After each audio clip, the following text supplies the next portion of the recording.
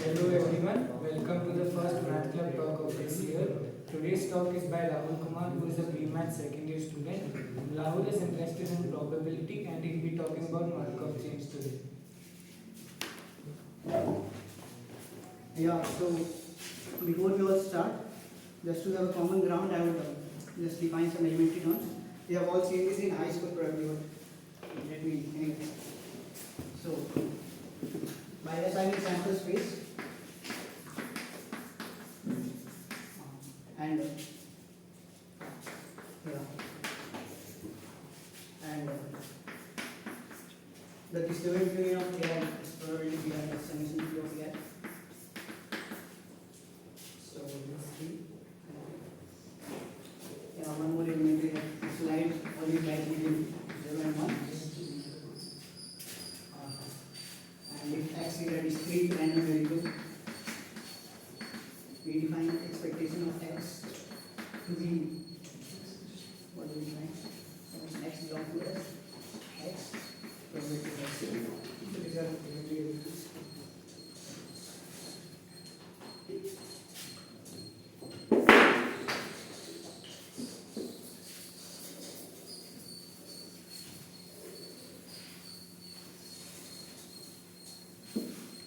I will also define conditional probability. So assuming probability is non-zero, we assign this quantity to be also to this.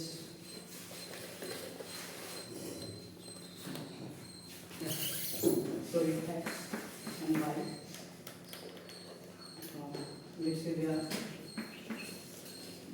let's say it is a variable, or any discrete variable.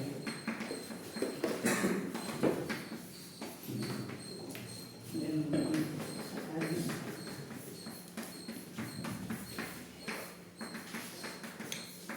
So I think the first year guys they have not seen this, but this holds for all x, y, regardless of whether x and y are discrete or continuous, or a combination of both.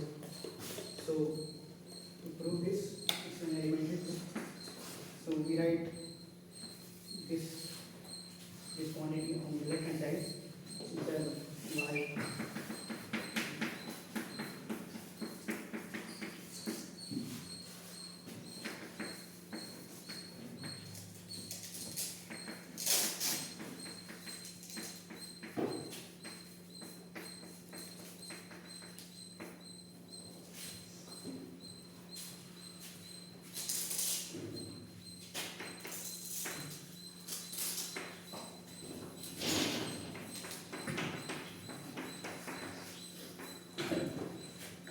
And then we take the order of the sum.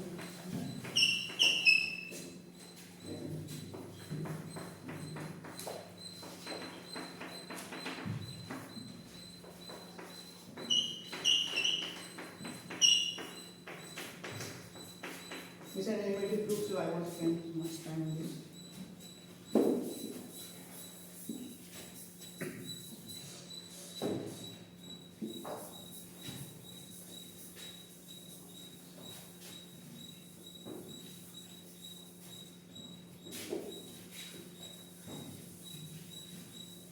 Yeah. So let us start with the main thing. Okay, so let's say we have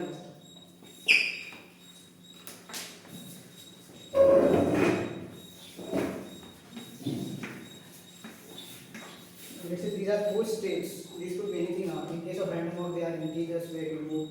Or right now, let's keep it abstract. These are four states, and let's say from state A to state 1 to state 2, the probability of this way is 1/2. Let's say 1 to 3 is 1/2, 2 to 3 is 1/3, 2 to back to 2 is 1/3, 2 to 1 is 1/3, 3 goes to 3 with let's say 1, 4 goes to 3 with 1/2, 4 goes to 3 with 1/2. So some interesting questions would be, let's say you start at 8, can you ever reach at 3? If yes, what is the expected time? The another question would be, let's say you start at 1, what is the probability that you end at 4 after 3 steps? So there are multiple questions like this. So Markov chain kinds of gives you a way of answering series. And I will show that a lot of models that you see, at least in the first year, a lot of them follow Markov chains. I will show that. Wait, please.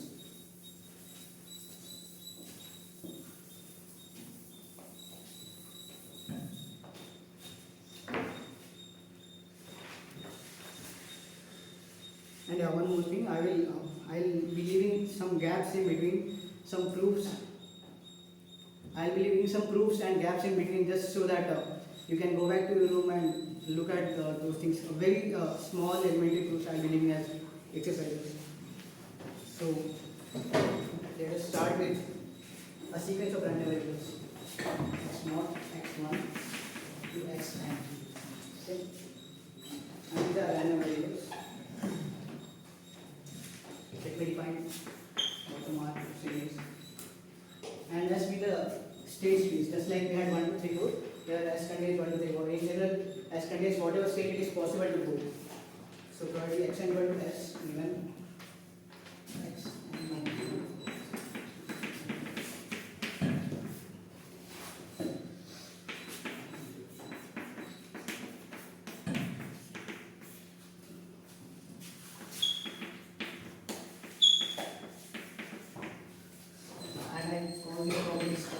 It's called Markov property, and any sequence of random variables following this whatever recurrence we have, any sequence of random variables following this is called a Markov chain. And I believe all of you at least have seen random walks. So random walks is the perfect example of a Markov chain. Where you go next depends only with the amount of information that you have right now. Not only amount, it's enough to know where you are right now. That is enough to kind of predict what your next position will be. So that's Markov property. Yeah, examples include simple random walk on Z. So if you all have not seen random walk, let's say you start at 0. Simple random walk is case where you either go one step ahead or one step back, both with probability 1/2.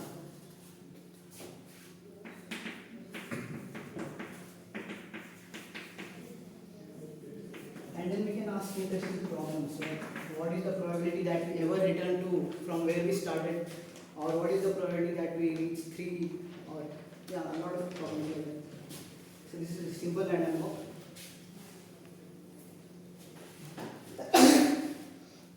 One more example would be board games, like let's say a Ludo and chess. All of those they follow this Markov chain property.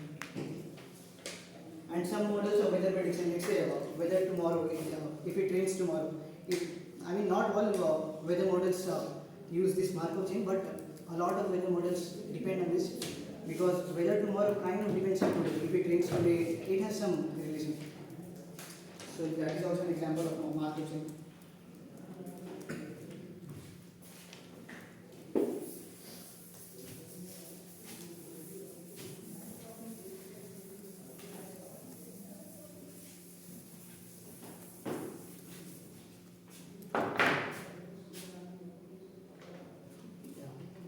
So let me introduce you all to error test model. So this was the first model that was introduced to me in my first year, and even this follows Markov chain just like a lot of us. So the setup is you have a box is separated by what we call semi-permeable membrane, and this is let's say A, this is B, and there are total of n particles.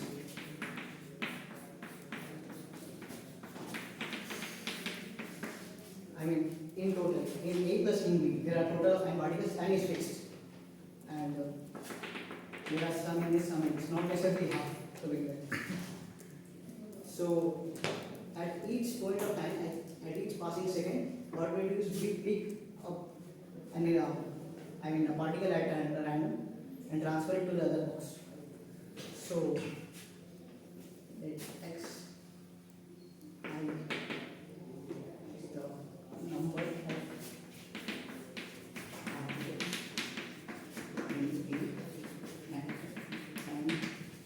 and so this is the quantity of interest how many particles are there at time I in A.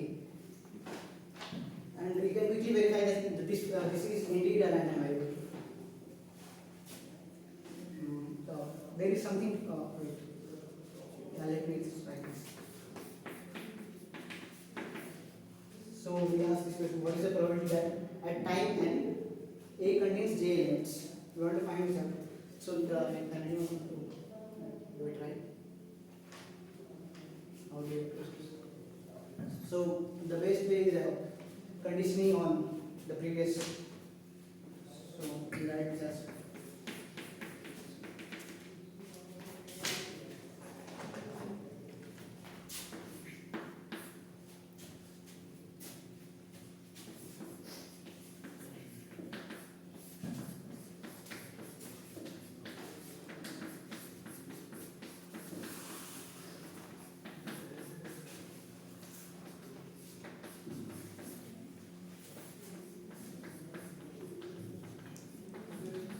so this is just the total probability term that you can see in school, that at j, just condition on what happened at the previous time. So xn is j when xn minus 1 was j minus 1, or xn minus 1 could be j plus 1. That's the only two possibilities are there. And this here. And if we denote this quantity by, let's say, mu j time,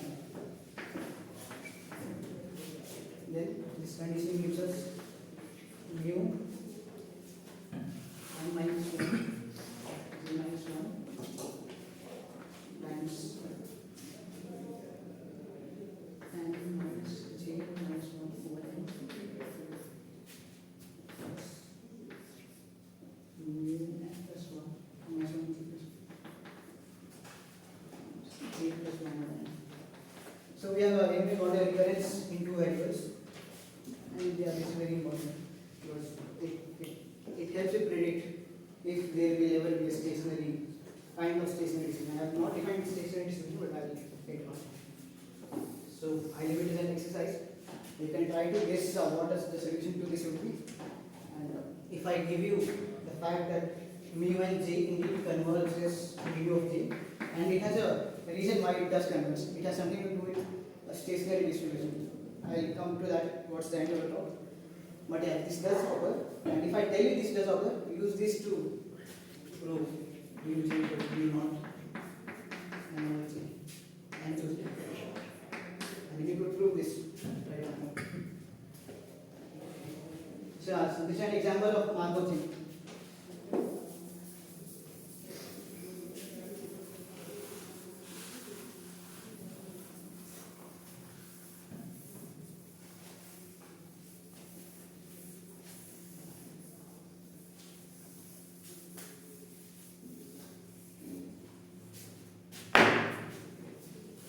So let me now talk about transition matrices.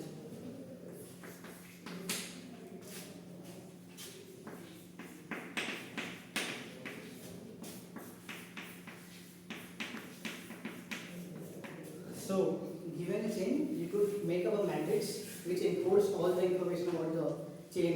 It tells you what is the probability that. Yeah, let me just give an example. So please the transition matrix. Like P and J. So it's an mod S cross mod S matrix. I mean cardinal case cross. S is the number of, cardinal cases. Number of elements in space.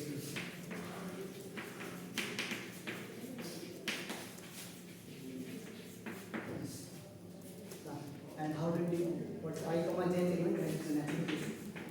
So we define it that xn is j given xn minus 1 was I. Yeah, and one more important note that we will only be talking about homogeneous Markov chains. Homogeneous Markov chains, I mean, let me just find homogeneous Markov chains. Okay, I'll come to that. I'll come to it. Yeah, so Pij is just the probability that we start from I and the next step you reach j. that is P, I, j element. So for every Markov chain, you have a matrix involved. Let me just give an example. Let's take only 3 elements. Let's say 1, 2, and 3. 1 goes to, let's say 1 with property 1, 2 goes to 3 with 1 hand, 2 goes to 1 with 1 hand, 2 goes to 3 with 1 hand, and 3 goes to 1 third. 3 goes to 1 third. So this is also a Markov chain, and let's just try to find out what the transition matrix will be. So P1, 1 is just the probability that starting from 1, it will go to 1 in the next step. What is that? That's exactly 1. Because starting from 1, it always goes to 1. This is 1. From 1, what's the probability that it goes to 2? It never goes. Similarly, this will also be 0. Yeah. What is P2, 1? So starting from 2, the probability of going to 1, that's 1 now. Starting from 2, going back to 2 is 0. Starting from 3, the probability that you go back to 3 is 1 third. You go to 1 is 1 third. You go to 2 is again 1 third. So these are transition matrix. It gives you all the information required, like what's the probabilities involved. And you can make some quick observations that all the elements are non-negative. For obvious reasons, these are probabilities, they cannot be negative. And the row sums, they are equal. I mean, the row sums, they are 1 each for each row. This sums to 1, this sums to 1, and this one sums to 1. The reason for this being, starting from any state, you could go to any other state, and that's just total probability. Just adding all the probabilities, that would be 1. That is an example. Yeah, so looking at transition matrix, makes your life a lot easier. Instead of looking at the chain, you could just look at I, j element to predict if you can go there. But there's an even more interesting question to ask you. So till now we are just asking what's the probability of going from I to j in one step. Let's say if I ask what's the probability of going from I to j in 2 steps, then we will have to look at the chain and then try to do some conditioning on whether one goes. Let's say if I ask what's the probability of going from 1, let's say 2 to 1 in 2 steps. The first condition where it goes in the first step. Goes in the first step, then this occurs.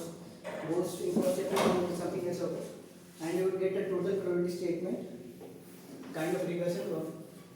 But it will be complicated, very complicated. Let's say if you ask in 7 steps what is the probability that starting from 2 you end at 3. So it's again a difficult problem. So to resolve that, we have something called Chapman-Kolmogorov equations.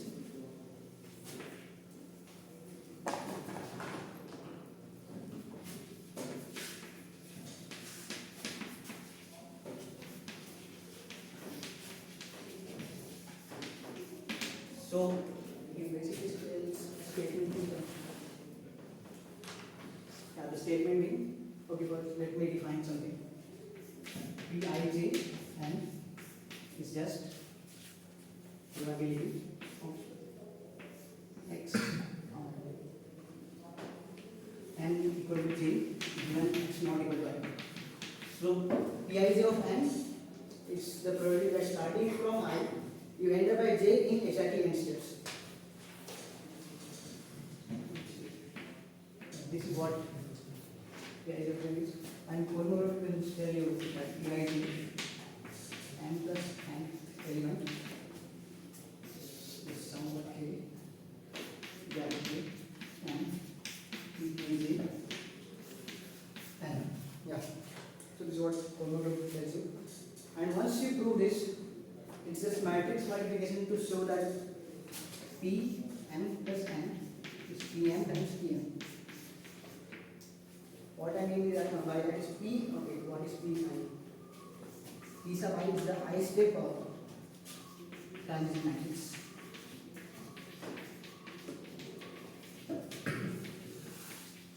I had defined P. So P initially that was one step transition matrix, meaning what's the probability of going from I to j step in one step. Pi, I define it to be I step transition matrix. So let's say k comma j element is starting from k going to j in I steps. So that is I step transition matrix, and P matrix multiplication, you could show this, that the m plus nth transition matrix is the product of mth transition matrix and n. And this is very important because once you show this, it follows that n step transition matrix is just the nth power of one step transition matrix. So once you have E as a transition matrix, you can just elevate it to nth power to get the n step transition matrix. And instead of conditioning multiple times, just look at the n step transition matrix to find out what's the probability of going from I to j in n steps. So let's just prove. And this proof is a good exercise to get comfortable with the Markov property. So I proved it. So the proof goes as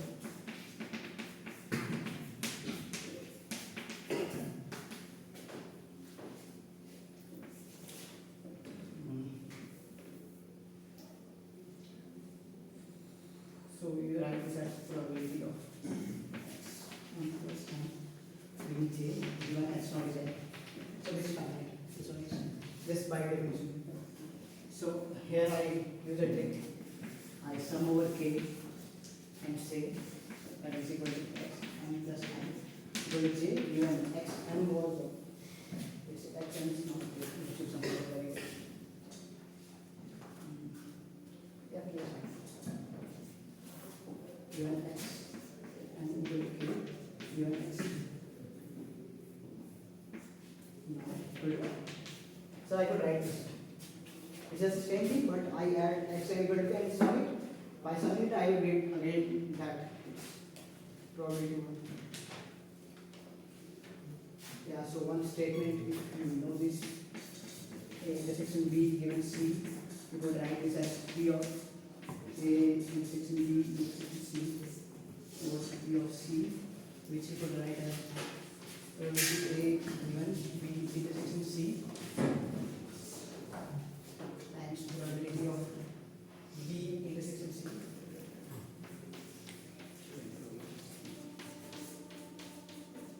Which is just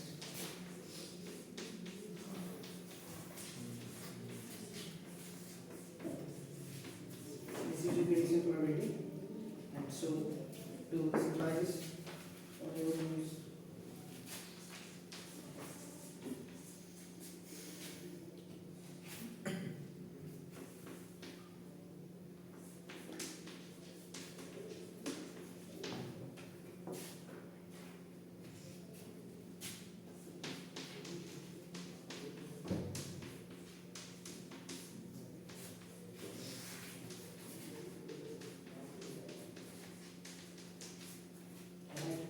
it's just using this. So once you get this,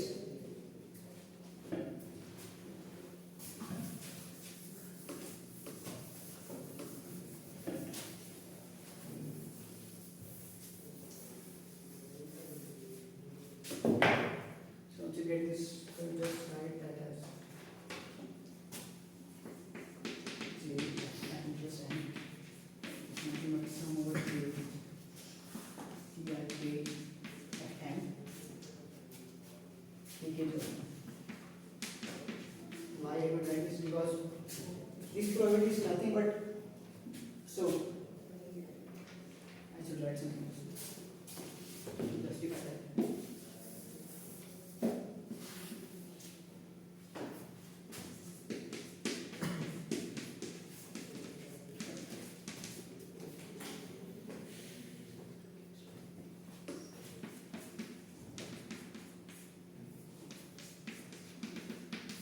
So forget everything, just try to understand why I can write this as xn plus n equal to j given x naught divided by.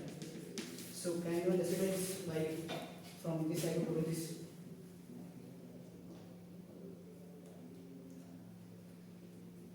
So this is the Markov property by definition of Markov chain, where xm plus 1 where xm plus n would go depends only on information available up to xm.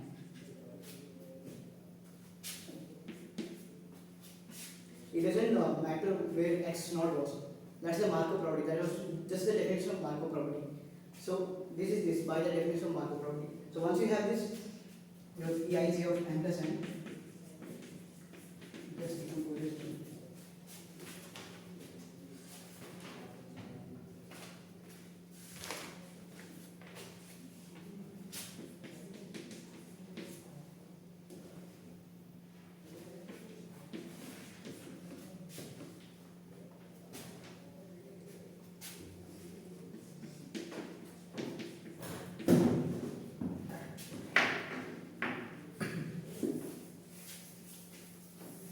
so that was the proof of it.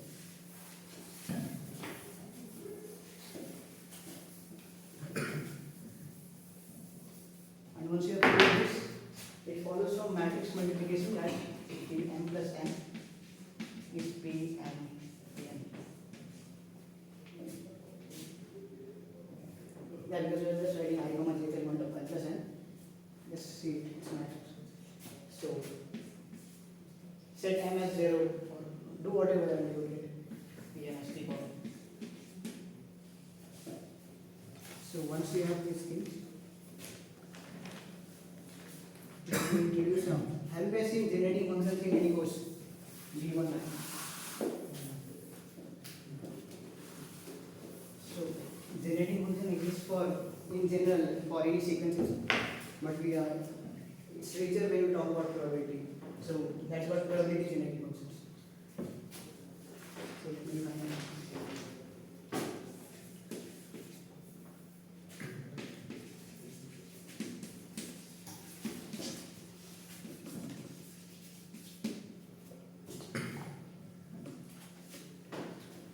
so again let x be integer value or let's say positive integer, non-negative integer value.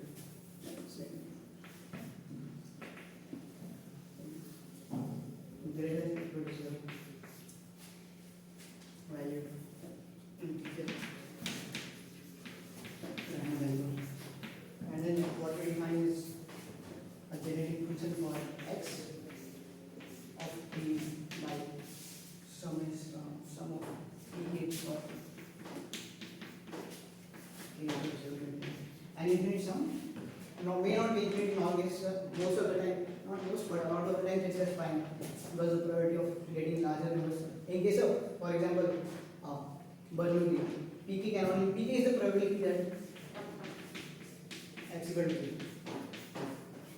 So let's say in Bernoulli, this is a two-term polynomial because p2 is 0. Bernoulli cannot take 2, 3, it only takes 0. So that's the definition of genetic function. And let me take you some, just one example. So I believe you have seen the Poisson random variable.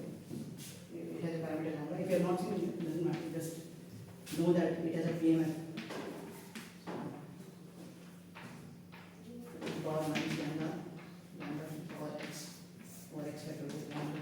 If you are saying it for the first time, you could also try to verify that summing this would result 1. Summing this over x. You could try. And the next is finding the genetic function of such a random variable. So what we are finding that probability of x equal to let's say x replacing. So now just it remains to find the genetic function.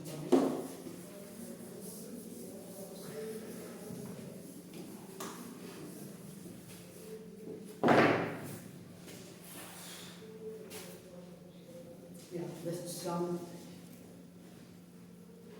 P of I is e power minus lambda for x factorial times x. Right? X equal to 0 is the thing. Yeah, and we will try to solve this. It gets something like e power t lambda minus lambda. I don't remember very well, but it's just the infinite series. I think you remember this.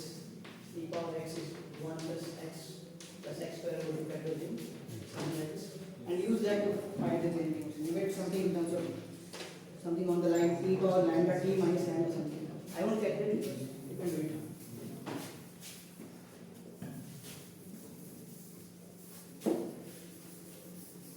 Let me just summation p of x equal to I and I. This is the generating function for x.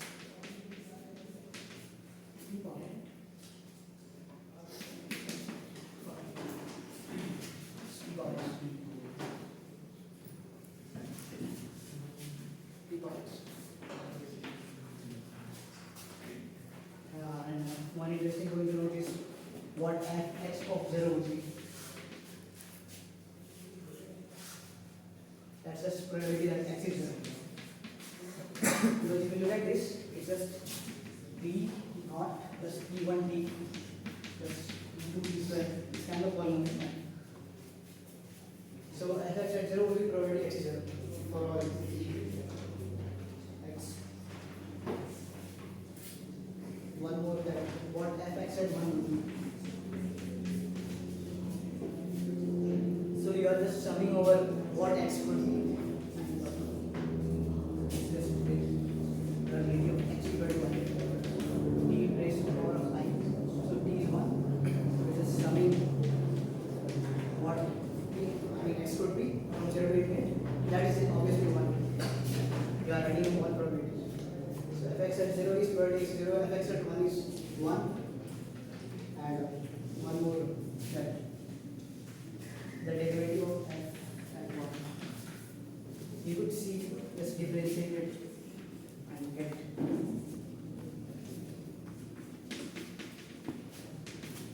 for I minus 1. And this is the expectation of x.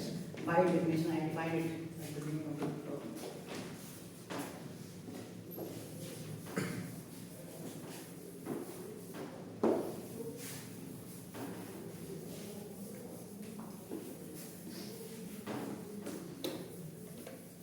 So once we have that, once we have generated, let me write the results.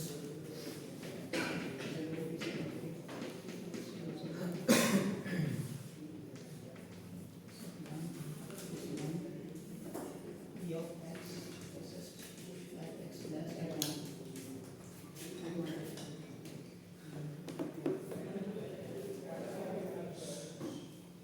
So let me take out branching process.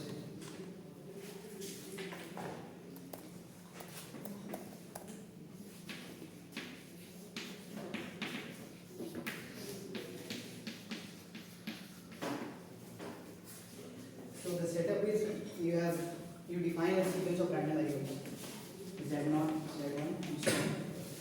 Where let's say z0 is 1. It's the origin, it's kind of the parent which populates, which kind of reproduces, and there are more generations. So z0 is 1, there's only one now, origin or whatever you call it. And zi is, I define as size of the ith generation. So we start from 1, it populates with, let's say it has 1 child, 0 child, 2, 3, or it could have any. And the initial distribution, let's say is Pi, yeah, let's say it's Pk equal to probability Z0 has K child. Also, if you sum over Pk, you get 1. So Pk is just the probability that Z0 has K child is an initial distribution. I mean, not only for Z0, particle equation. So this you would see in, let's say, a nucleus reactions where you have a nucleus core and a neutron goes towards it. I mean, I don't exactly know what this is, but a nucleus goes towards it, and either they both interact or they both don't interact depending on the energies and the velocities.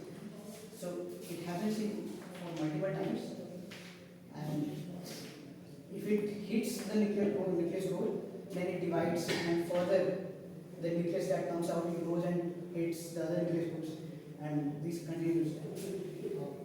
This is an example of branching process where you start with one, and then with some probabilities, more offsprings are born. So that is the size of the ith generation, and we ask questions like, what is the probability that this species survives? What is the probability that this species goes towards extinction? So by knowing very little amount of information, we could predict that whether this species will survive or go extinct. So I'll do exactly that. Just remove this.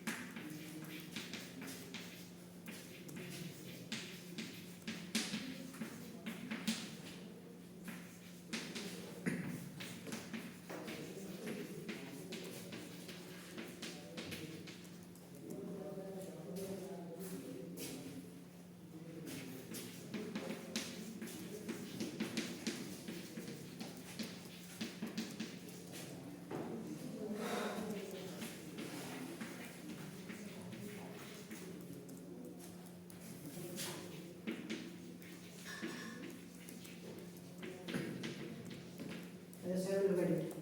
Why this is true. Right. Why again write z m plus n as this term. Given z xi is number of progenies in m plus nth generation, which arise from the ith member of mth generation. Right. And it's into it because Zn plus n, how many members will it have? So let's say x1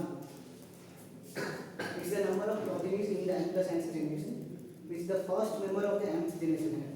So let's say this is the nth generation. This has, let's say, 3 children in the n plus nth generation. These are, let's say, 2, these are, let's say, 4, and so this is 1.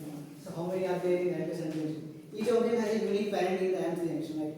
A unique parent. So Zn plus n, how many there are in m plus nth generation is just how many child or grandchild or whatever you call it, first member of the mth generation has, plus how many second generation of the nth member has, till z mth member of the nth generation. Because how many members does nth generation have? By definition, Zn. So once you have this,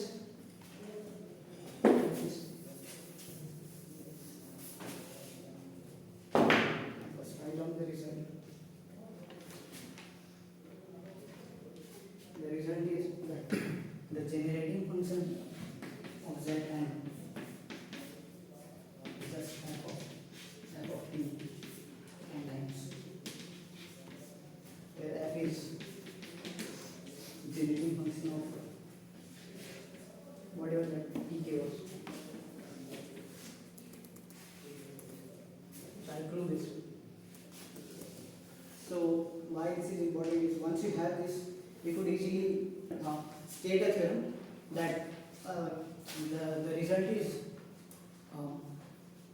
a species goes extinct if and only if the expected number of members in the first generation after the origin, that is less than equal to 1. If the expected number is greater than 1, the probability of extinction is less than 1. And it's exactly 1. Probability is 1 if the expected number of members in the first generation was less than equal to 1. I state and prove. Of course, I have proved this. Generating function.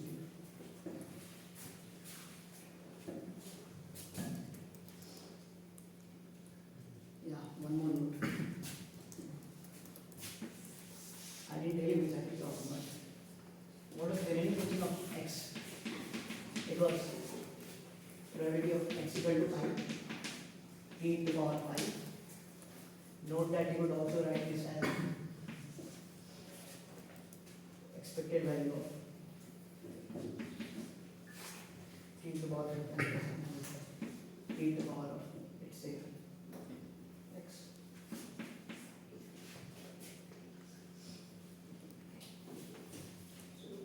Yeah, you could write this as, because by definition, what is this? This is probability of, here x is a random quantity. So probability x equal to I, and c is by definition, this you are saying. So the point being, we could write the generating function in this one, expectation of t to the power of x. So once you write that, what's the generating function of Zn plus n? We have, if you write this as expected value of t to the power Zn plus n, and remember I proved the theorem at the beginning, an identity that recall expected value of x is just expected value of x, expected value of x given y, where y can be any number. So I will use exactly that.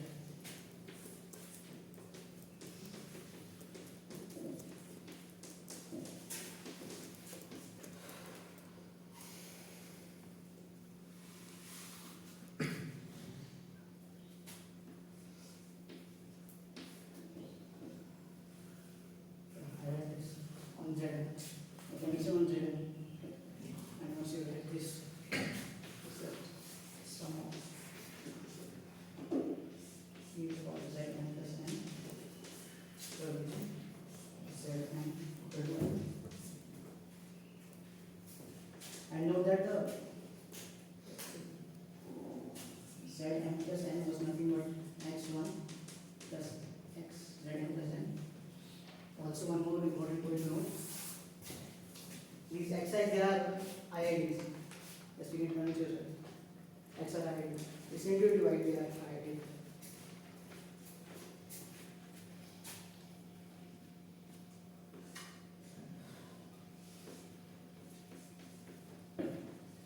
So since there are IDs, you could break this up into the individual application.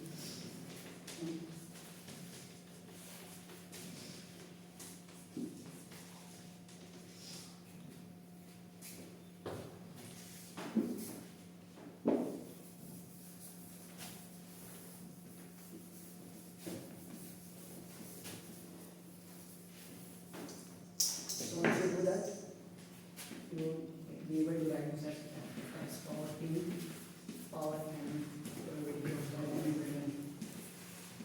where what is the fx of P?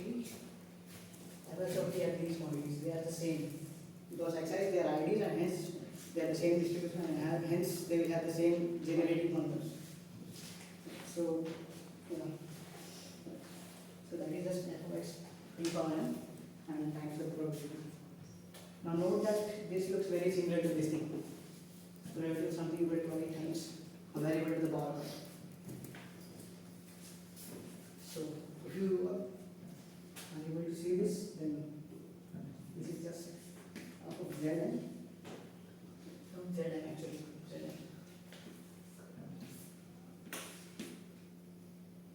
F of Zn times f of x of t. Because what is f of Zn? F of Zn is just probability that Zn is I, or let's say m, to the power of n over n. And in just in case of t, I have replaced fx of t. So this is nothing but f Zn and fx of t.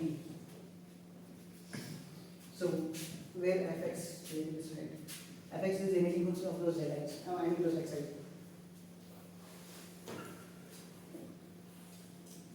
Yeah, so once you get this, you could simply write the unity function of Zn of t and times. And this is a general statement, or this is true in general that if you have y equal to x1 plus xn, and this quantity n is not fixed, it's random, then you could write the generating function of y as g of f, where g is for n and f is for xi, or it's opposite f of g, I don't know. Yeah, but it's true in general. Now I come to the extinction part.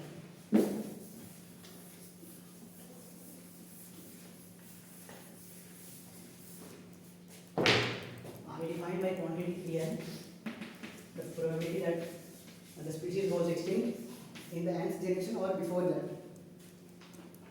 So, and by Pn is just a notation for f of t. Or f is 0.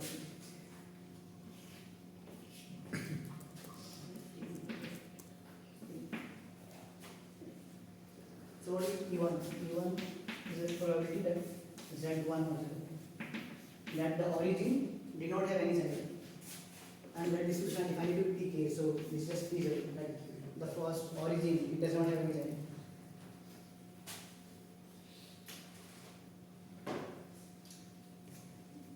By that generating function, this I can also write Pn at 0. It's just P of Pn minus 1.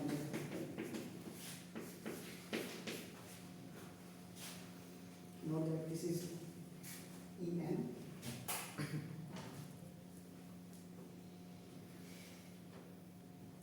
Yeah, I know one more thing. We ignored the extreme cases like P not equal to 0 or P not equal to 1. These are the extreme cases because it tells you that there was zero chance of extinction in the first generation or extinction in the first generation is for sure. We ignore these two cases.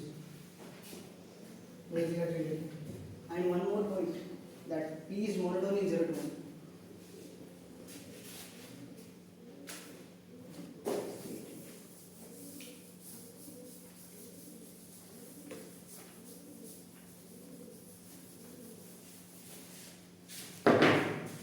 One way that P is monotone.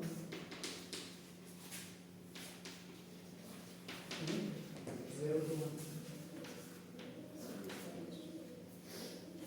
why it's easy to see? Because what is P? It's an infinite polynomial. I mean, P naught plus P1 P. And note that these Pi's are positive. So in 0 to 1, it has to be modular. Which means that if I represent x and as P of x n minus 1, if I define this, then P of then x2 is simply P of 0, and since P of 0 has been considered x2 greater than x1 by monotone of P in 0 to 1. So x2 is greater than x1, x3 is greater than x2, and in general xn greater than xn minus 1 for all that. One more point, xn is bounded in 0 to 1. Which means that a sequence is increasing, steadily increasing and bounded. It means it has to converge in 0 to 1 and has a limit in 0 to 1. So xi approaches to x, and x will be somewhere from 0 to 1.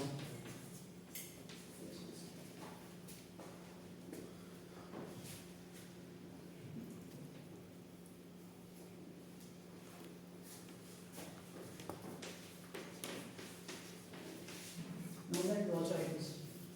Now if I take limit and assuming that P is continuous, I could move the limit inside. By that I get an interesting observation that if S equal to P of S, I mean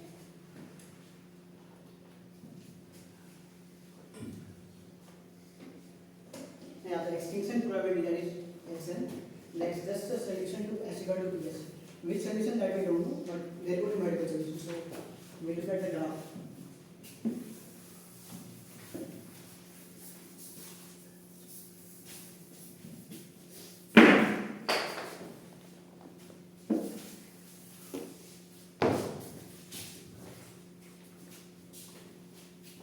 So if you write P of 0 over P naught, then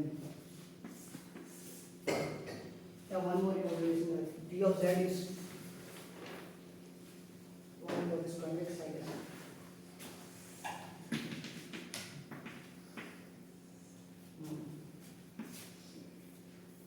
The second derivative of P positive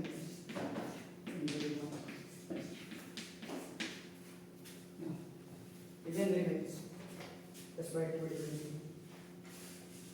So we take two cases. This is the line y equal to x, and we just want to see where p is equal to x occurs. So since the second derivative is strictly non-negative, not strictly non-negative, so the intersection can happen only in two ways. Either let's say p is 0 as p naught, start somewhere from here, and it goes to this at 1, it's 1, start from p naught, and this happens. Or the second case where this is the line, this occurs, and this just touches, and I get exactly one solution at 1. Let's call this point sigma. So if it so happens that it's sigma less than 1 p of sigma equal to sigma, then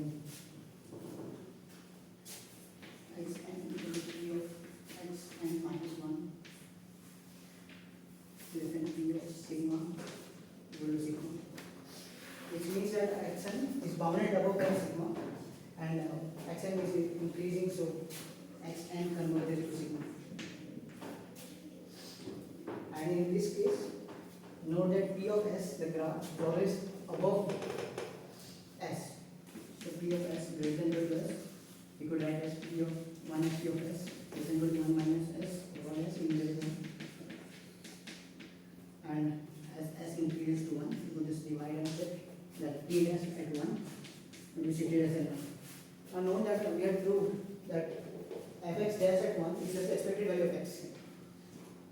So we have actually proved a theorem.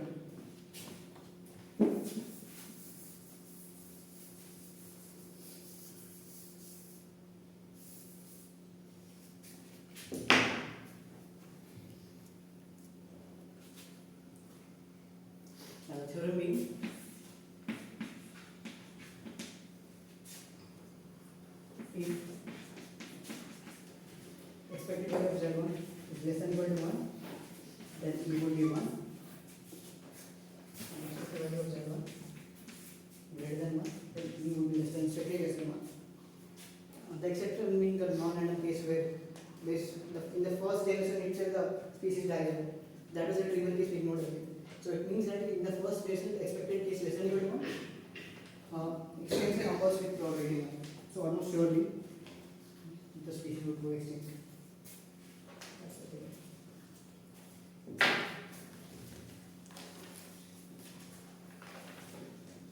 And great.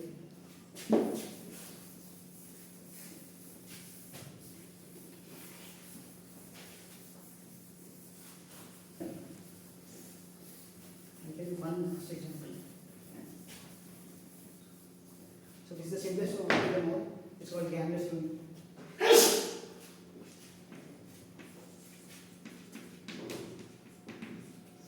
So A is a gamble, and obviously we start in probability with a gamble.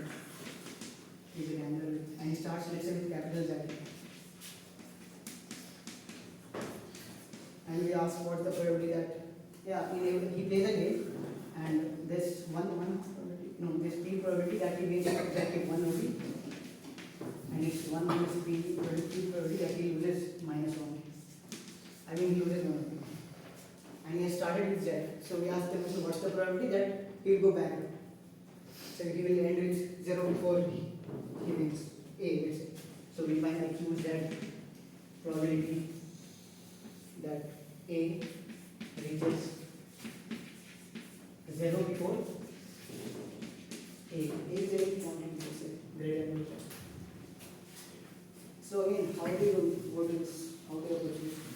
Just like in the error test model, we condition on what happened in the previous game and then try to form a recursion. Exactly that's the same idea. But yeah. Note that use that probability. Let me just write down the recursion. Q Z plus 1 is Q Z minus 1. Try to justify why it's true. It's just the conditional probability. I mean total probability. QZ is probability A reaches 0 before A. I mean A reaches 0 before A small. Given he won on the previous trial. Times probability he won on the previous trial. He won on this trial. Plus probability A is 0 before A. Given he lost on this trial. Times probability he lost on this trial. Probability of winning. This is just 3 times QZ plus 1. Losing is Q times QZ minus 1. So don't do this one.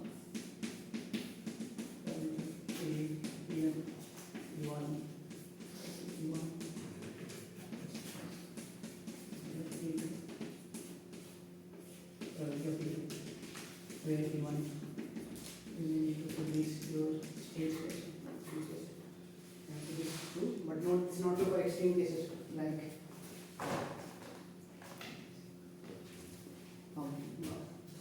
let's say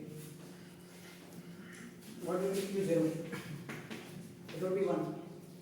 If you are starting with 0, you will obviously end with 0 before A. And if you are starting with Z, you will obviously not Z, A. Yeah, A. If you are starting with A, you will obviously reach A before 0. This is what it's mean. So there is a way to solve this type of recurrence.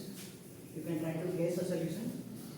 You can try to guess 2 solutions if you can. Here if you can observe that QZ1 solves it and Q over P power Z solves it. But solves only this recurrence. It does not account for these 2 boundary cases. So we need the general solution. So the idea being that if this solves, then a linear combination of them will also solve. Now you can plug in the boundary cases to see what A and B are, which will give you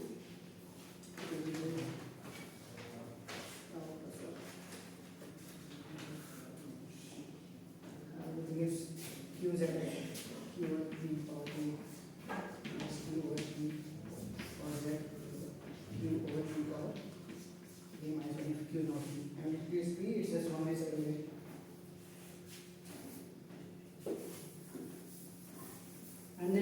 ask what's the expected length of the chain number. And there's a similar way to solve this. Just write out the recursion and guess two solutions and take a linear from this.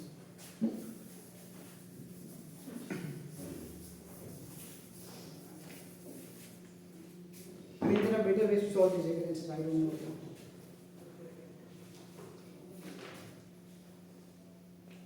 Yeah, so great. We have three. I think I showed you 4 examples of Markov chains, and the question is still being why do we do this? Why do we classify?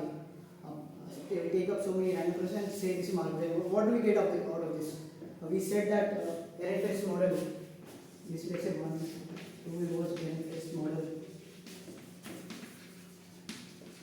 When nuclear chain reaction.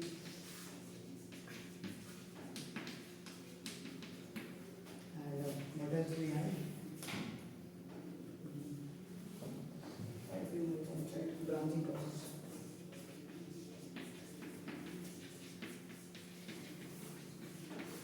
We also had a simple random walk. And you can try to figure it out on your own. There's something called Polias and scheme.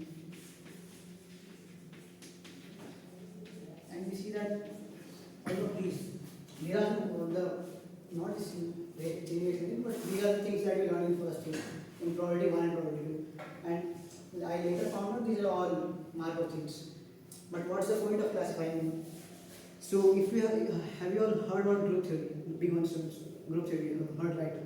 So the thing is, what group theory does? Why do we need group theory?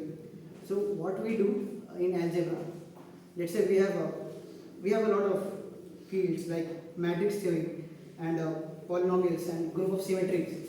We have these so many fields. What mathematicians realized 300 to 400 years ago that what they were doing were repetitive. The same things they were doing in matrix theory, the same in polynomials and all. It's the same idea that you have an element, you have its inverse. They might commute, they might not commute. They are associative process. I mean, the multiplicity is associative and so on. Then they said, let's get a general theory, name it group theory. I don't know who named it, but named it group theory. Combined all those ideas, and they have the general tool to study all of them at once. You can study matrix theory just by group theory. You can look at permutation groups by group theory, polynomials through group theory. So you have a general structure among all of those things. I think similarly, it's not a mathematical statement, just an observation that you look at so many different processes, right? It turns out all of them have the very common structure. Despite look at this Daimler story and branching process entirely different, but there is a underlying common structure to both of them. Not only both, all of these. Apart from this, you also have prediction algorithms like your search engines. When you search a word, in the middle of it, it gives you what you're trying to search. This and a lot of this. Most modern systems, you cannot name me one modern system which has never used Markov chain in its entire history. There's an algorithm called Markov chain Monte Carlo, which is also very popular these days. It's also using every field, every single field that you talk, it has been used at least once. So the point being, although these processes seem entirely different, they have a common underlying structure, and that being Markov chain. So what do you do now? You ask, once all of these are Markov chains, you can try to ask questions like, let's say, existence of a stationary distribution. What is a stationary distribution? I will define it later.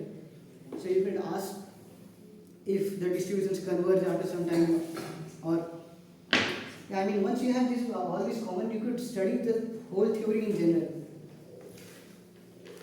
just like you do in group theory. So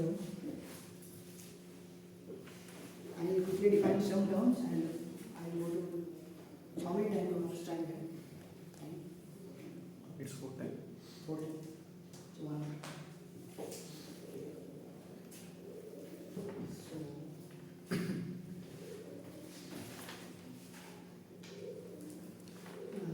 I define a few terms and I will go to existence of stationary distribution.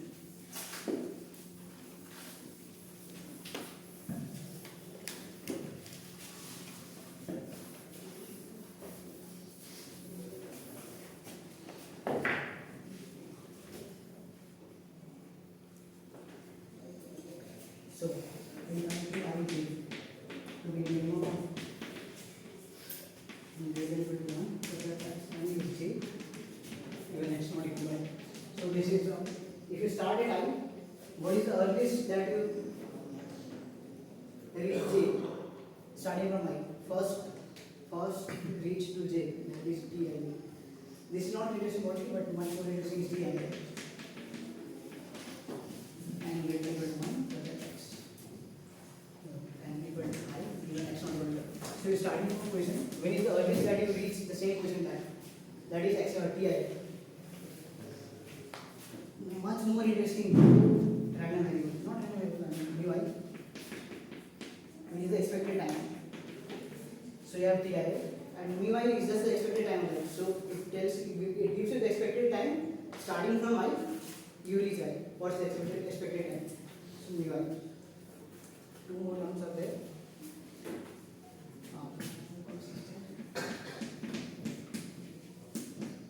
Transient. And so has mu I.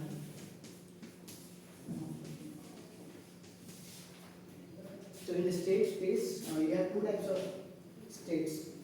They are either persistent or transient. So by persistent state, I mean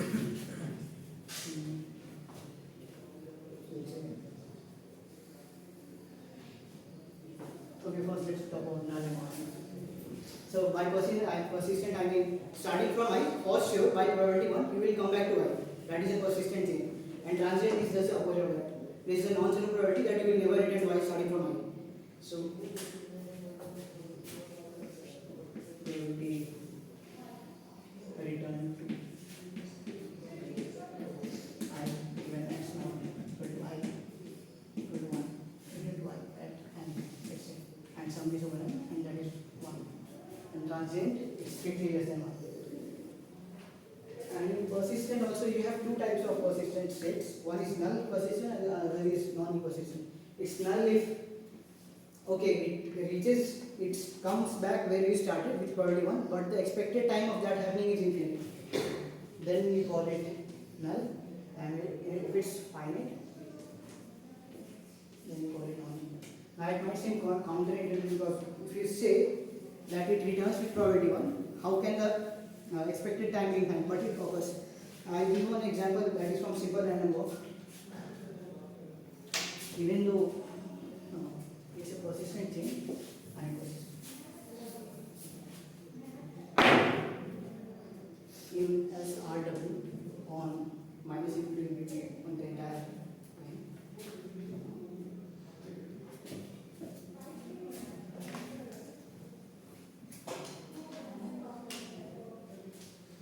All states are persistent.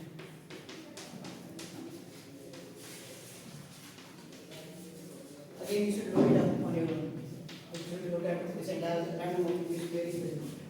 And all states are persistent, but let's say you start at 0. What's the expected time of return to 0? If you can compute that out, you will get infinite.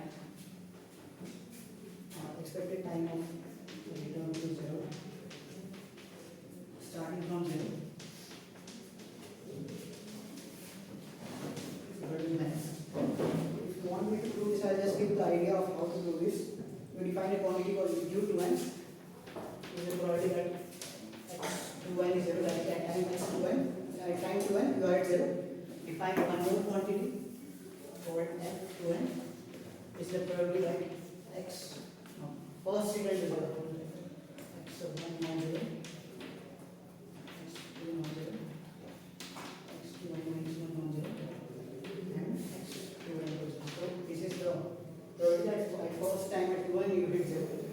So to show this, you just need to show that expected time is 0, infinity. So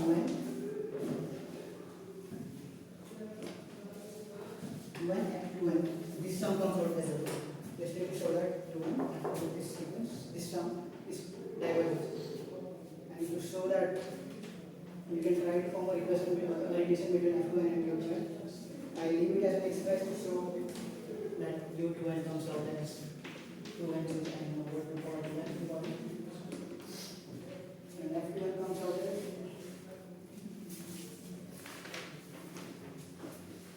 left one comes out as 1 over 2 and minus 1 due to 1. So what happens? And also so that you can write so that this is same level. So that's the. So now stationary.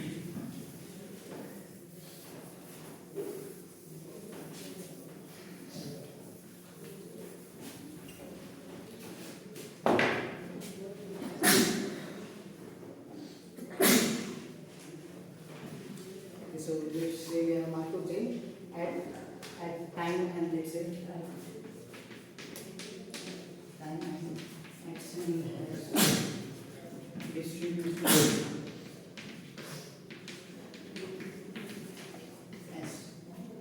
So what is the distribution at time intersolidary cost? And by distribution as I mean that as is a row vector and it contains probabilities that where you would go next in the next step. It contains the probabilities. So what is, let's say x enters from 0. X enters 1 0. Again we could condition and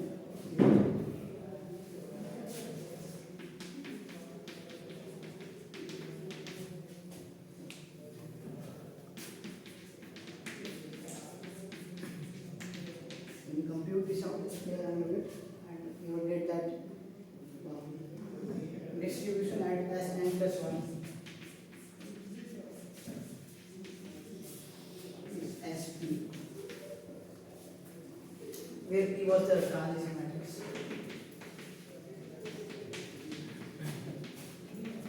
Know that S a row vector, SP would again be a row vector. So, yeah, now ask what about at x n plus 2? The distributions do the same computation and you will get S square P. This is problematic, right? We want the distribution at different points have SP, I mean S, SP, S square P. So S square P, SP square. SP square. And SP given and so on. So we have these transitions, these distributions. But computing PP square all the times it's not very good. So there is something called stationary distribution.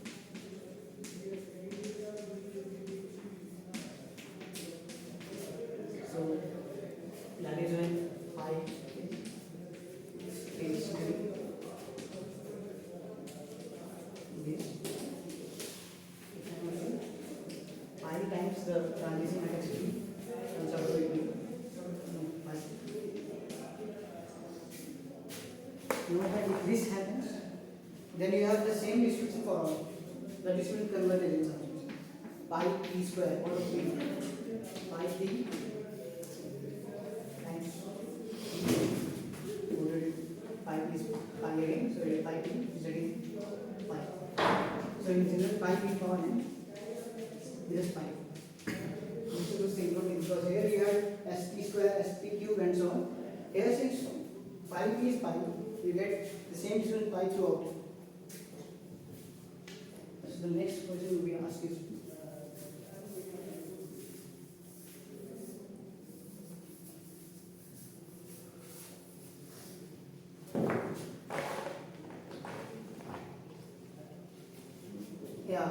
does this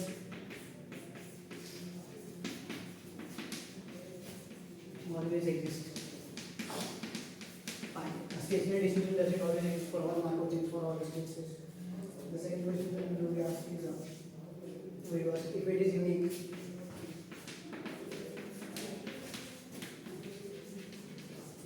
And the third one is how do we compute it?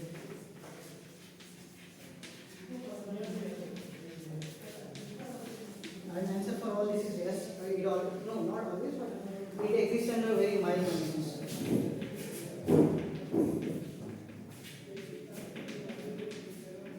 And it's always unique. If it exists, it's unique. And how do you compute it? It's very easy to compute the ith limit of it. It's just 1 by mu I. Ith limit of pi. So what are the mild conditions under which the stationary distribution exists? That is what we ask.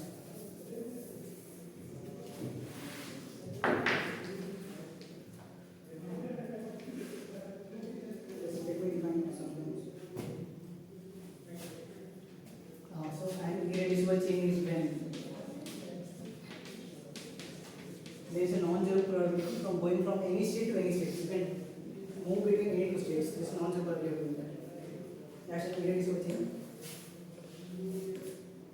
Yeah. The theorem being an irreducible chain has basically distribution if and only if all states non-consistent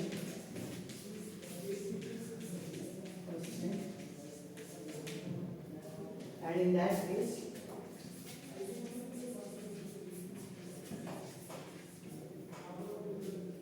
the phi is unique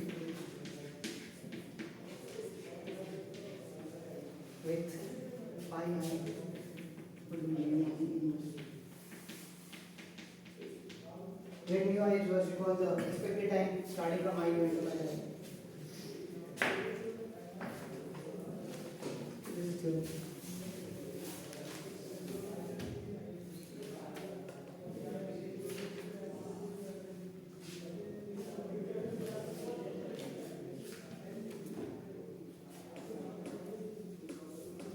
So to prove this,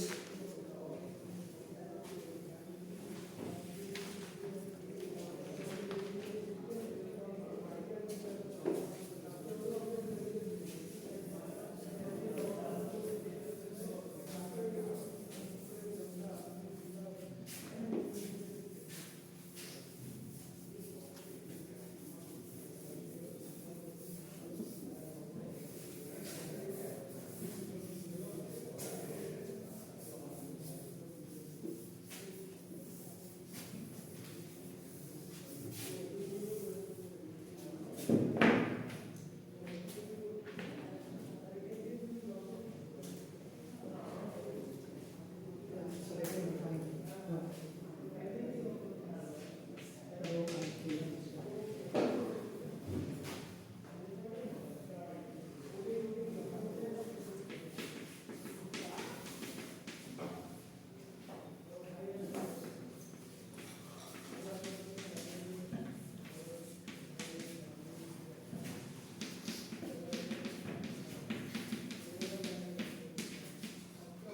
so from here on it's only math. So if you it's only proof. If you don't want to proof, you can ignore this. It's only proof from here on. So by rho I k I define if the chain starts from k, then this quantity counts expected number of times the chain visits I before coming back to k. So let's say it's not in let's say k and let's say I is somewhere here. So thing starts and goes this way. So this quantity just counts how many times, expected number of times this chain that is I before coming back to k, starting from k.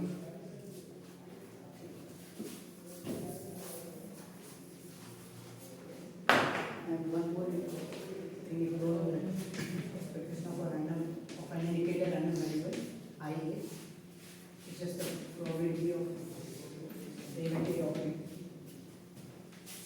It's a distributed resource. Once you have that,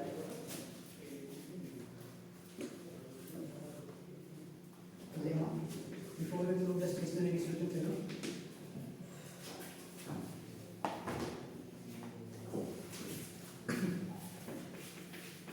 K is non-null state of irreducible consistent chain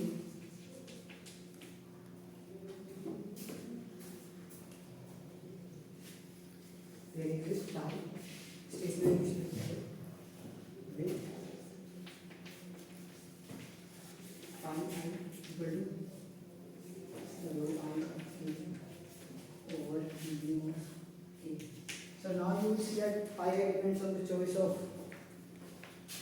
k. K is a non-null stationary distribution. But when I prove that phi is unique, it would mean that it does not depend on k. So it's same for all non-null states.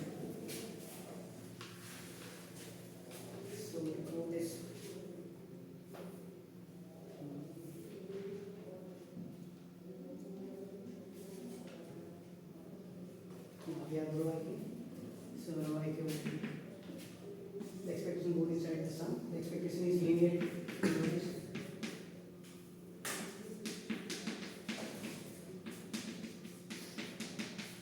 So expectation goes inside and expectation of an indicator is the probability of the event.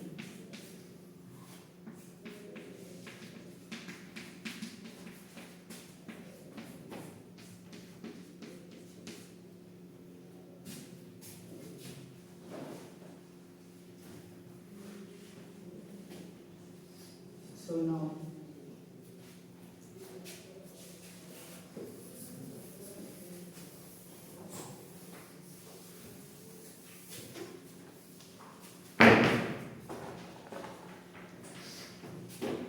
we divide into two pieces. I just let's say prove for first step and one to k. In this case, you could write it as from p x x n n equal to j given p k k greater than n minus 1 given x not equal to k. You could write this n as n minus 1 greater than because since I is not equal to k, I mean it cannot be equal to n. So writing greater than n minus 1 there is a same. This sum is over.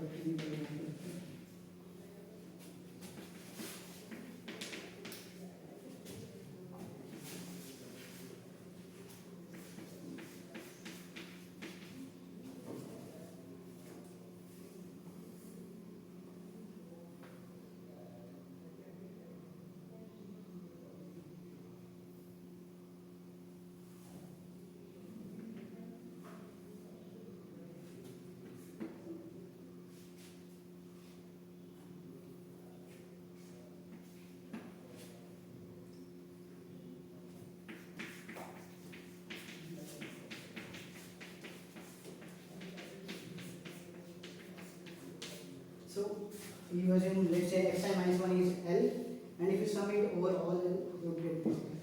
So it's just introducing the variable L to establish the position at xi minus 1, at I minus 1.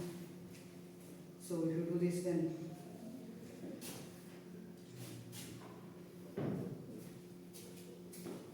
so let me put one more thing. Probability A intersection B intersection C equal to D. What this again is.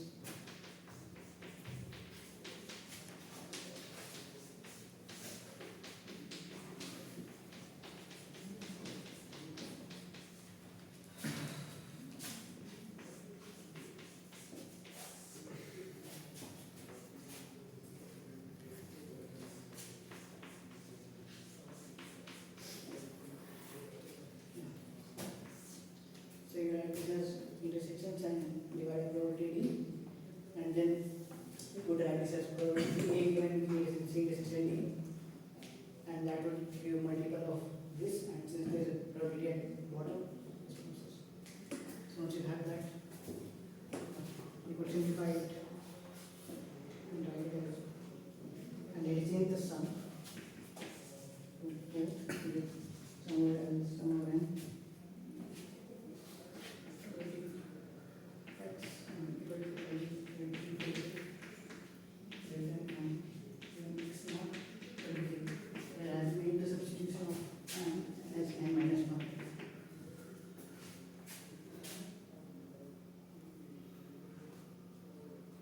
and yeah, we have probability A coming out. Since the Markov, using the Markov property, you could bring out PLI.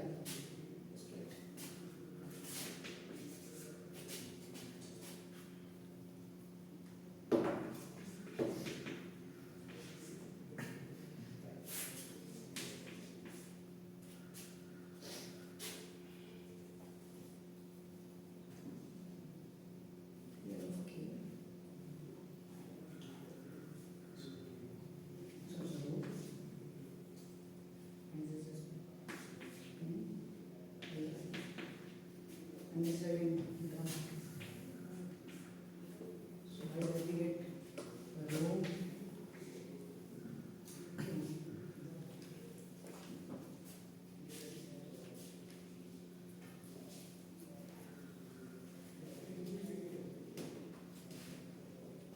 It gives the row K, with the row K times B. So it tells you that row is also stationary distribution, but it's not still a distribution. We are going to verify if its sum is 1. And you can do this for I not equal to k. I have done for I not equal to k. If you do this for I equal to k, it becomes even easier for I equal to k. So just need to verify if the sum is 1, then work will be done. And let's take the sum of mu and p. Note that one more thing I should tell you, that if x is non-negative, value integer random variable, then you write expectation of x as some probability greater than y from 0 to infinity. This is an exercise for you.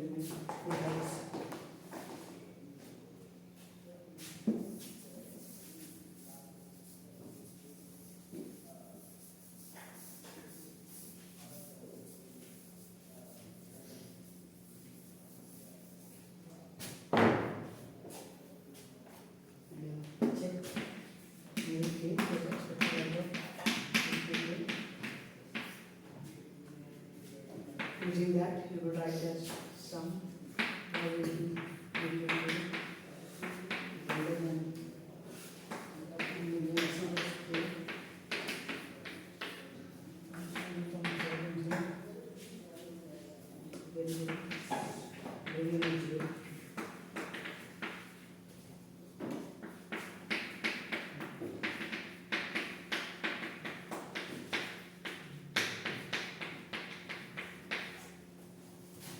and this is just the definition of a row I gave that I did.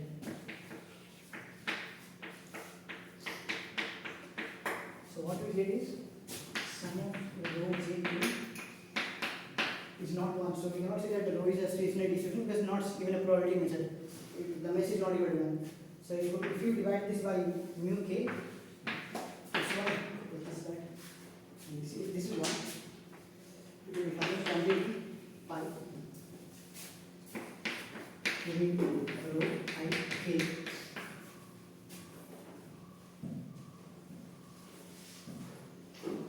Over mu k. The stationary distribution condition would still hold pi equal to pi. Apart from that, if you sum pi over j, you would get 1 because sum of row I k is just pi mu k and that cancels out, so it's 1. So we have shown that pi is stationary distribution and it exists.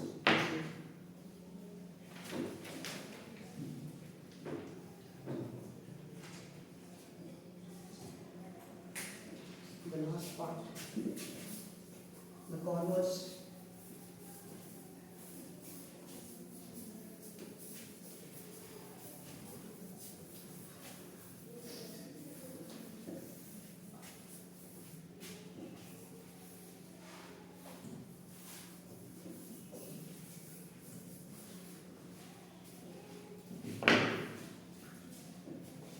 For converse, I just listed these two.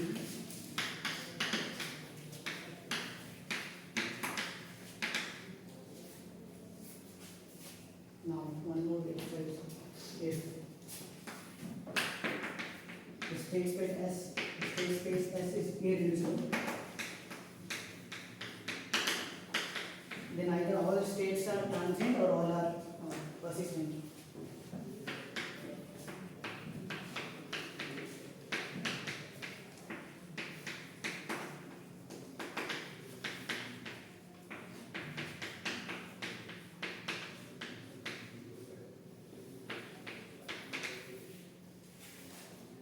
Why that holds true is you have to prove this. If you need some work, you would have to find the generating function for P I or something. That you will do in probability 2. Like finding generating functions and proving like this. I don't think you will prove this, but you will be finding out the generating function for P I of S and I of S. Using that you could show this.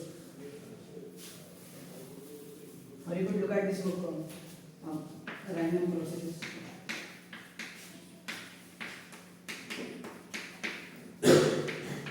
by green.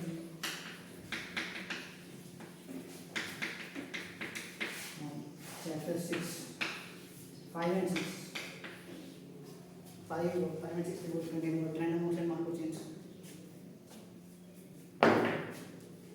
So once you have that thing, let's say all the states are transient. Which one?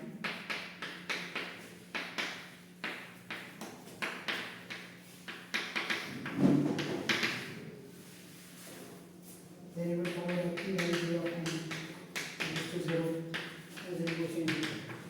Since the states are transient, you cannot, the probability goes to 0. But this is a contradiction. Why? Because it would mean Ij is sum and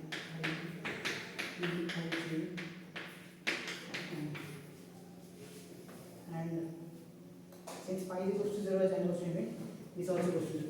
Now why this goes to 0? Is see that limit, what limit goes to 0? There is something called Abel's theorem. You would see that in analysis too. And before that, let's say as is the state space, right? It would be infinite. In this case, it's probably infinite. And let F be a finite subset of S. Finite. You could write pi j as summation pi n ij of n, which is less than equal to sum I in of pi I ij in n plus I not in n pi I in ij in n. Now note that F was a finite subset. So I not in F, this is an infinite sum. So yeah, this is a finite sum and this is an infinite sum, and we know that these quantities they will go to 0 and the finite sum of zeros would be zeros. Finite sum of limit of zeros to 0. So this sum would go to 0, and hence this sum phi j will approach this I not in F phi j. Now, what you could do next is you could increase F to S. So I not in F, this would be 0 because everything lies in the state space, which would be that phi j. Yeah, but this also requires to use Abel's theorem. This is not rigorous. A rigorous argument would be using Abel's theorem. So this would imply phi j goes to 0 as F increases to S. And that is a contradiction because you need the sum of pi j's to be 1, and that's a contradiction. And the lemma being, there's a lemma that in pi is stationary distribution, then phi is strictly positive for our. You will verify this on your own, it's a trivial proof. So that is a contradiction. It means all states are persistent. Since all states are persistent,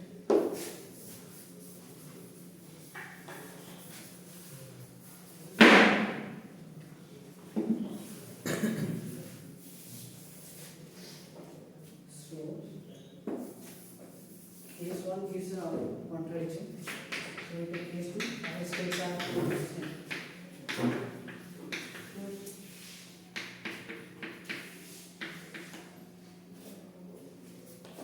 So in that case, say x naught plus x is 15 pi, then what's pi j is?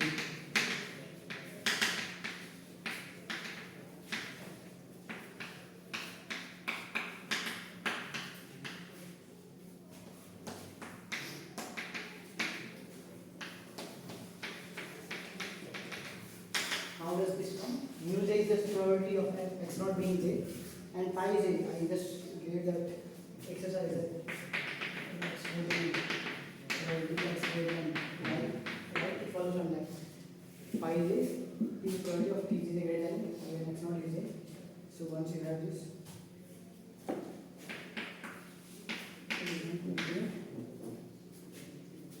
yeah, this condition, this goes to, this becomes intersection, and probably x naught becomes a denominator, cancel out with this.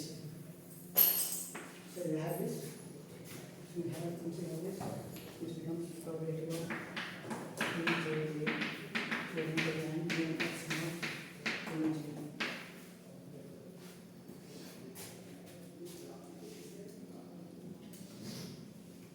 But let's say for n equal to 1,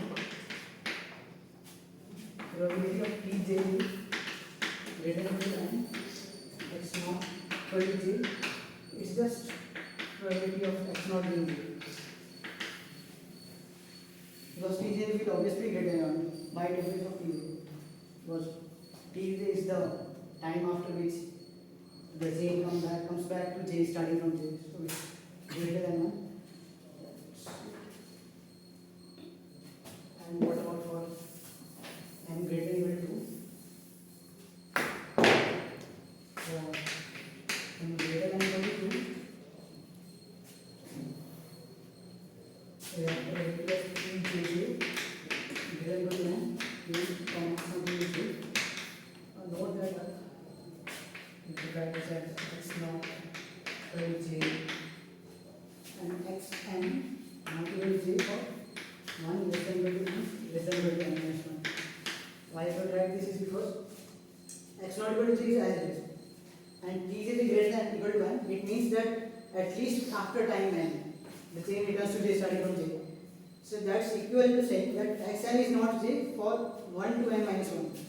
Once you have them, then this follows. And there's a clever way to write this again.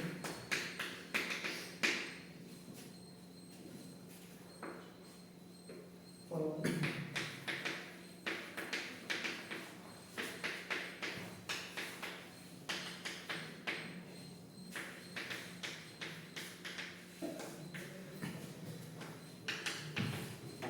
You could write it as a difference of this and this. Just stay at this long enough to get why, because this tells you, so it's xn not equal to xn not equal to 0. So this gives you this, and I only will need x not equal to 0.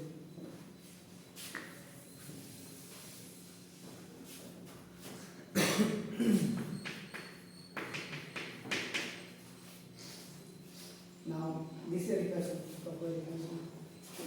If you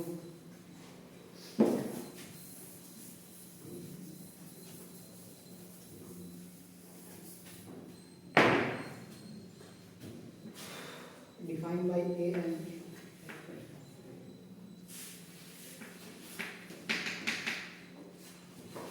probability xn is more than 0, 0 less than equal to 1, and that would be,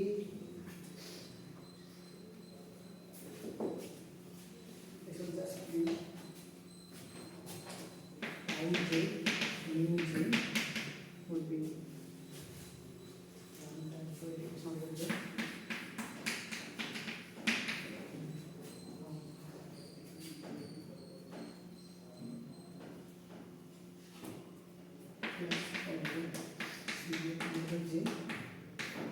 Yes, note that this would just be a telescopic sum. If this is an minus 1, this is an minus 2. And you had a sum. Pi j is equal to sum of something. And if you sum this is a telescopic sum, everything cancels out except the first and the last term. First term was that, and the last term would be what would it be?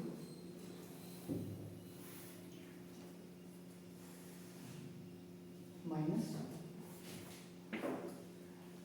limit and then the limit of an. Now just think what this limit would be. An as I was saying. The probability that xn is never j from 0 to infinity. Now note that we are in the case where all the states are persistent. That can never happen. That state does not touch this g. All states are persistent. So this has to be 0. This probability has to be 0 as I was saying. So this is 0.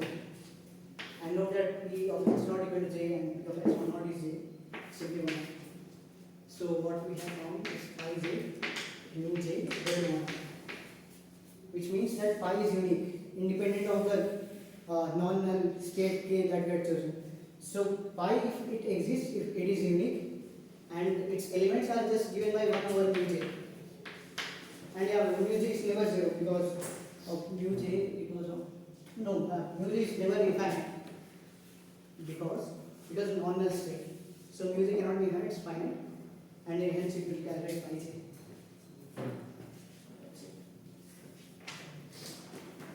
So that's the theorem.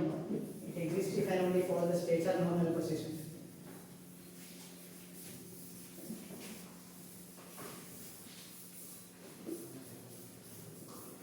And recall that the Ehrenfest model that I have discussed in the very beginning, even that has a stationary distribution because the number of particles n were finite, and since n was finite, all the states were non-null persistent. You will try to prove that.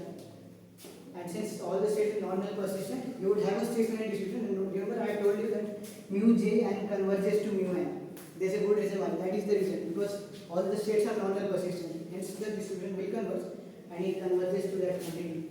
I don't think so. That's the thing.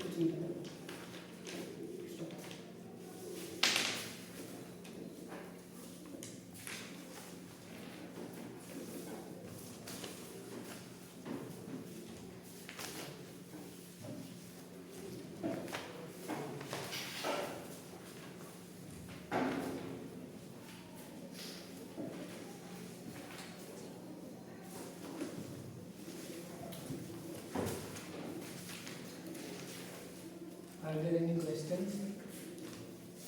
If not, then let us thank the speaker.